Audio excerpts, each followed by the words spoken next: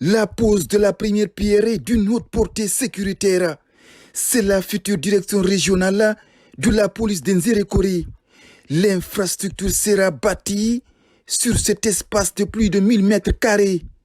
La pose de la première pierre est une des activités planifiées par le ministre Bachir Diallo à l'occasion de l'immersion gouvernementale. Monsieur le ministre, depuis votre nomination à la tête de ce ministère, vous avez insufflé un vent de renouveau, transformant les défis en opportunités et les promesses en réalité tangibles.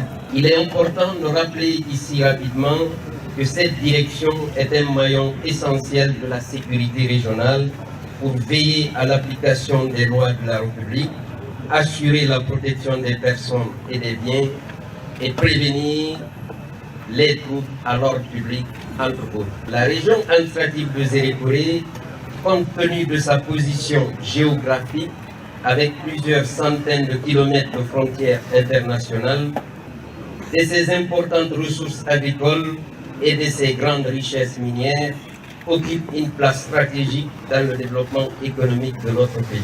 C'est un bâtiment R+1 qui va sortir de terre. Il est composé de 13 bureaux et plusieurs autres commodités.